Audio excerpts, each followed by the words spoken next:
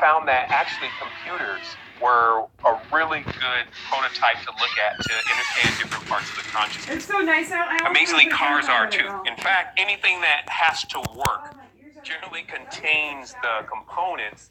I didn't take a shower. Our human bodies I got to function though. on. And so if with I combed my hair because my hair was all goofy looking and I was sweaty. If it's got to compute, then it has to have certain components that we can then map out like, hey, this is the body's correspondence to that. So the reason why I want to bring that up is that the first question would be, if we function like a computer, then if what I'm saying is true, then what is our software? What is our program? And obviously people would come to the conclusion I was sweating. Actually our language, right? Because just like you program a computer in a language, you too have also been programmed, predominantly everyone in this class, programmed in a language called English.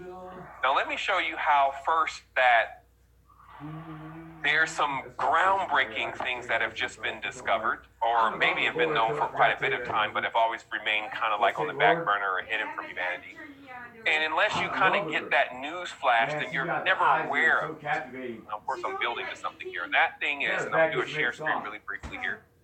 That thing is actually the code to language. In fact, that was what my book was called. It was called The Code to the Matrix. I don't know why I relate better. And I named it that because at the end of the movie, actually I didn't have the same response that everybody had to the Matrix. Like I think I even kind of fell asleep. I was like working really hard, and I went to see this movie late. I think I maybe was on a date or something, and I kind of like fell asleep towards the end. So I got that whole chart, that jolt of when it's over, and you're like, okay.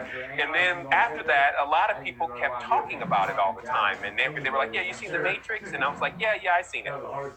So ironically, it ended up I ended up writing a book called The Code to the Matrix years later, because when I tried to crystallize, since I realized so much of what was going on in the movie was true, when I tried to crystallize what was really the whole thing about, it was really about the agents getting the code to the mainframe. And if we can think about that, what that really means is that if they can get the code to your mainframe, like to control your consciousness, control your mind, then it can be programmed. So this is very far along on the quest, as I called it. This is what I discovered.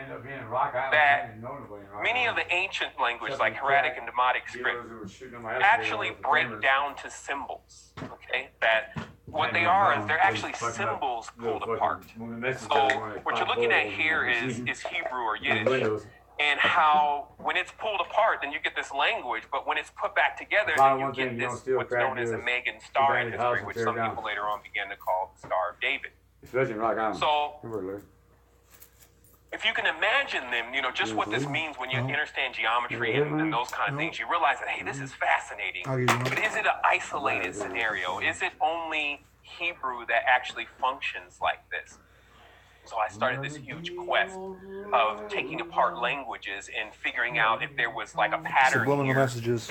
And sure enough, years later, after studying many languages and realizing, there were some very intricate patterns, I still was in this search of finding English's pattern, right? Because when you study English and you go back really far, you realize that it actually connects to the Celtic languages. It connects to High Germanic.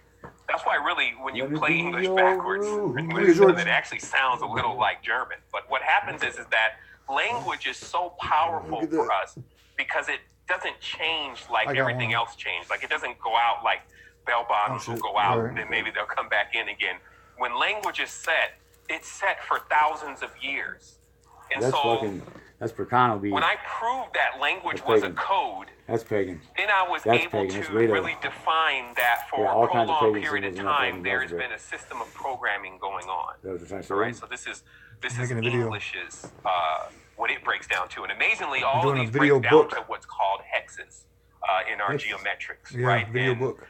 This would get us into realization that language is even deeper than a computer program. It's more of a spell. Subliminal. Hexes is a spell. Is a tone or a vibration or a frequency that has a certain level of power. It does more than we think. But yet and still, we look at music and we look at so many other things. And we know how much music has an impact on us, but we don't realize that it's those tones, it's those vibrations, it's those beats. And all that really is impacting us. It's really what's making us feel like, hey, we like this song or I like what they're saying, or I believe what they're saying. But now we're in a new time, and knowledge there's so much of it, it's basically where people can't even really delve into it and consume it anymore. Google has so much knowledge and information that if you don't just pick something specific, you'll be Googling all night. So imagine a person that never had a library and always wanted one, now all of a sudden on Google, what you would really see is you would see the person at some point getting exhausted into the realization that, hey, you're never going to know everything. So what's most important is that you know the root to everything, the core of how things are controlled. Because not only does this have profound effects on the people that you'll be dealing with, it also has profound effects on the most important central character in the entire thing, and that would be you. And the reason is because when your eyes close, my eyes don't close. I still see. So generally, maybe when you leave the world or I leave the world, you may remain. I may remain. So there's a lot about us that's still very individual, even though we're constantly working as a collective. Well, you know. And in fact, this is the I wasn't really fucking side slow. of the entire I got thing the that you'll spit discover shooter if you made ever at home, look and I wanted deeper to make into sure that this it kind of worked. I knowledge got that are fucking revealed 5 here. pins taped together. I got Is that there's a lot of pieces paradoxes metal. going on. There's a spirit that lives inside of a flesh. 33. There's a day that consists also of night. There's a good that mingles with bad. And what happens is when we function on this, what I would say is a binary code. Is it good? Is it bad? Do I like it? Is it right or is it wrong? What happens is we have to realize one major key important thing. That if I dropped you on another planet, that they were talking a different language, and you had a different kind of parents, that and friends and etc. Your environment, that would control what you think, how you believe, and most importantly, it would control all of your judgments. So this is important because, and I think there's one scripture that says, hey, judge and ye shall be judged. But since most people spend all of their time in judgment, meaning it's like, okay, I like that person, I don't like that person. In fact, it doesn't even go it goes deeper than just do we like a person or not. There's a lot of judgments that we make all the time just because that's how we function every day. Like, we base things on contrast. We know light because of darkness. We know red because of blue. So we base things on contrast, and that's exactly how the body is wired. But what if a little bit of biohacking, if you may, would open up an entirely new potential, a potential where you would cease to function on this binary code, this good-bad system that's been instilled. And you would start working with more of a trinary code that gives you the access to the extra spatial.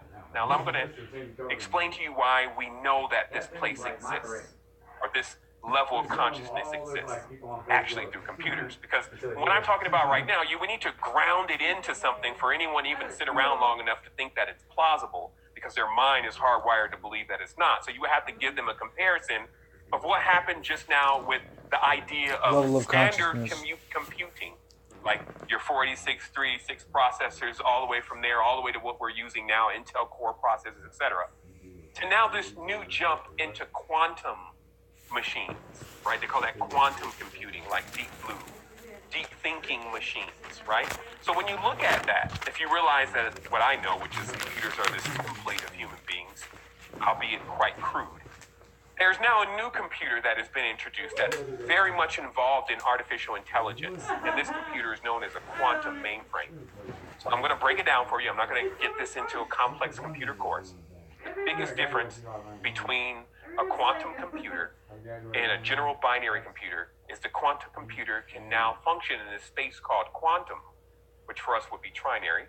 And in that space, they have the ability to be in two places at once. So how a computer functions with generally it needs to be a 0 or a 1. This new computer, it could be in both spaces at the same time. So this does wonders for programming languages. It even allows these computers to decrypt even the strongest encryption. That's what I was worried about first. That's what I was worried about first. That's what they originally built these systems for.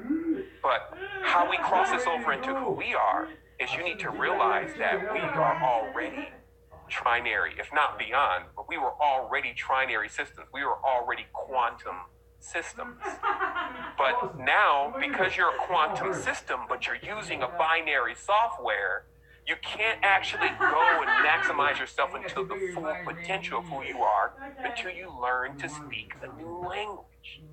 And this new language will actually allow you to go into any session, to any space, and to be able to communicate not from an energetic field of judgment, but from one who is there that is fitting in at the perfect time for a specific situation. And some people call that synchronicity.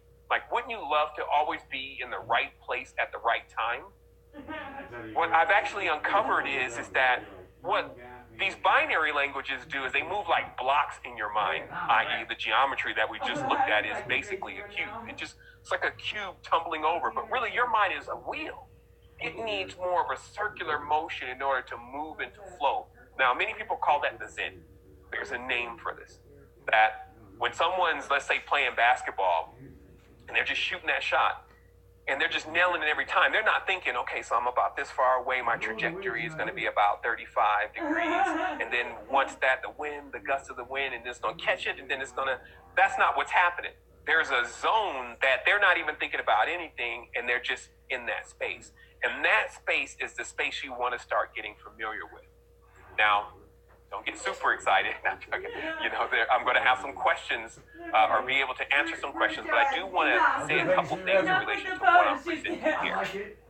Now, first of all, so we've started to uncover that maybe there's some programming going on, and everyone's heard of this, that, hey, you know, TV's programming you and all this going on. But now we know that the programming is as deep as the language. And where we want to go is we want to go into this firmware, this hard-coded idea of who we think that we are. We want to kind of move some of the things out of the way. We want to hit some switches in there. So how do we get in there?